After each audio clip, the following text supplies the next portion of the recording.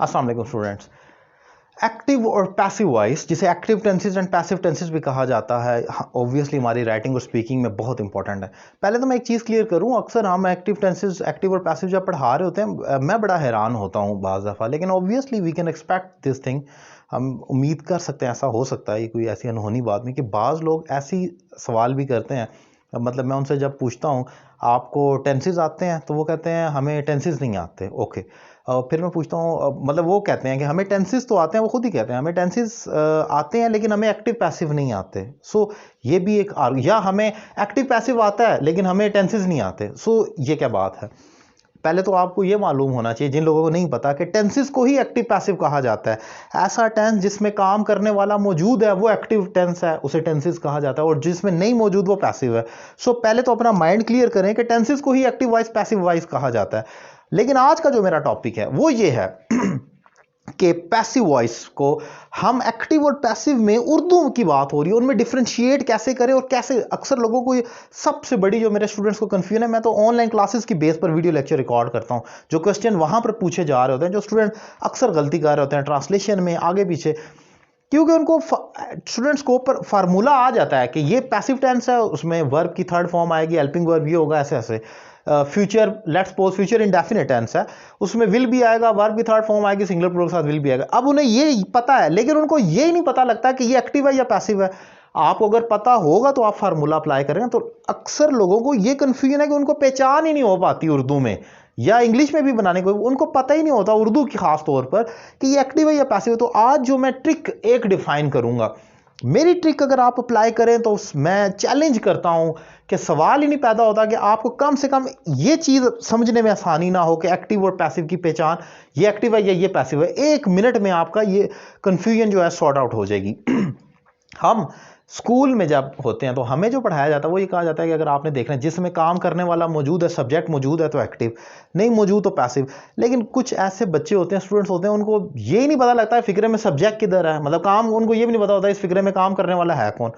क्योंकि अक्सर लोग तो ये समझते हैं काम करने वाला जानदार होता है। मसलन हमें बुलाया जाता है, यानी कि वी, हमें बुलाया जाता है, अब वो कहेंगे हमें तो मौजूद है, ये तो एक्टिव हो गया। सो अक्सर लोगों को ये भी समझने में परेशानी है कि मतलब काम करने वाला कौन है। अब जो ट्रिक मैं बता रहा हूं, मेरे फार्मूले को आपने अप्लाई करना है। आपने सब्जेक्ट को नहीं देखना।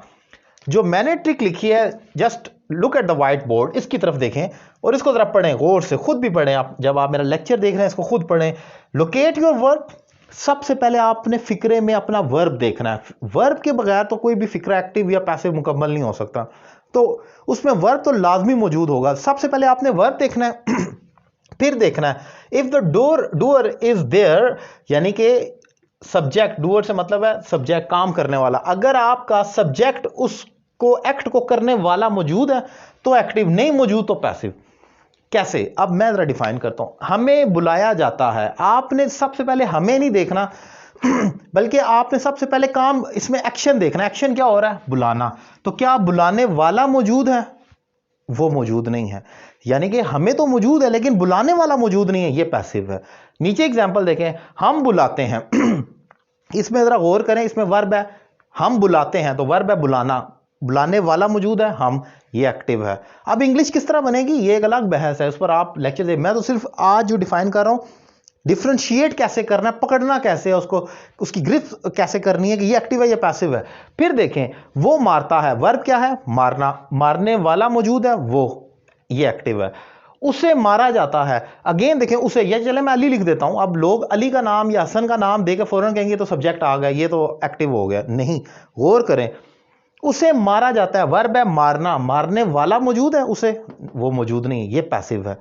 सो अब जो मैंने पॉइंट डिफाइन किया, मैंने कहा सबसे पहले आपने अपना वर्ब देखना है। इस पॉइंट को जब मुझे बहुत ज्यादा गुस्सा आता है तो मैं उनको ये भी कहता हूं कि आप 10 दफा ये बात लिखें ताकि आपको याद रहे कि ये गलती, क्योंकि बार बार एक ही गलती हो रही थी, पहचान नहीं हो रही होती। तो क्या लाइन लिखवाता हूं कि अब मैं रिपीट कर रहा हूं, बेशक इसी लाइन को आप लिख लें। अगर आपने देखना है कोई भी टेंस, ये एक्टिव है या पैसिव है, सबसे पहले फिक्रे में वर्ब को देखना है जो कि लाजमी मौजूद होगा। वर्ब के बाद उस वर्ब को करने वाला देखना है, अगर वो मौजूद है करने वाला तो वो एक्टिव, नहीं मौजूद तो पैसिव। इसकी मिसाल ऐसे ही है जैसे हम सब नमाज पढ़ते हैं, नमाज पढ़ना तो वर्ब है पढ़ना, तो जैसे अगर नमाज एक चीज है तो उसको पढ़ने वाला भी कोई ना कोई मौजूद होगा, ऐसा नहीं हो सकता कि वो मौजूद ना हो। इसी तरीके से जितने भी एक्ट है उसका परफॉर्मर मौजूद होगा। जिस तरह मैंने नमाज की एग्जांपल दी, एक एक्ट है तो उसका परफॉर्मर भी मौजूद है जो कि नमाजी है। इसी तरीके से अगर मैं लिखता हूं तो लिखने वाला भी होगा, अगर मौजूद है तो एक्टिव, नहीं मौजूद तो passive. So from now to onward your strategy will be a bit different in order to identify between active and passive, and the strategy is pretty simple. First of all you have to locate your verb, पहले verb देखना है, and then you have to see अगर उस verb का doer मौजूद है, उसको करने वाला, मतलब वर्ब एक एक्शन है तो उस एक्शन का परफॉर्मर अगर मौजूद है तो एक्टिव, नहीं मौजूद तो passive. So this was the most simplest you can say strategy or the planning or the idea to identify either your tenses an active voice or a passive voice. So अगर आपको इतनी समझ आ जाती है, मैं नहीं समझता कि इस ट्रिक के बाद मुझे कोई दुनिया की एक एग्जांपल इस आप कमेंट सेक्शन में लिख कर बताएं कि हमें ये फिक्रा पढ़कर अभी भी नहीं पता लग रहा, ये ट्रिक अप्लाई करने के बाद भी नहीं पता लग रहा, ये एक फिक्र है इसमें नहीं पता लग रहा करने वाला मौजूद है या नहीं। सो आई विल आंसर देयर, मैं खुद जवाब दूंगा, मैं खुद भी देखना चाहता हूँ ऐसी कौन सी एग्जांपल हो सकती है, मुझे तो आज तक नज़र नहीं आई। ये लेक्चर अगर आपको अच्छा लगे और आप मेरे दीगर वीडियो लेक्चर देखना चाह रहे हैं तो मेरा YouTube channel Syed Ali Raza Kazmi subscribe करें, और प्लेलिस्ट में बेसिक से एडवांस तक आप मेरे हर तरह के लेक्चर देख सकते हैं। और अगर आप मुझसे ऑनलाइन 1-to-1 क्लास लेने के ख्वाहिशमंद हैं दुनिया के किसी भी कोने से या पाकिस्तान के किसी भी शहर या गांव से, नंबर आपकी स्क्रीन पर मौजूद है। एक रीज़नेबल फ़ी पे कर आप आज से ही अपने कोर्स का आगाज़ कर सकते हैं। Thank you very much.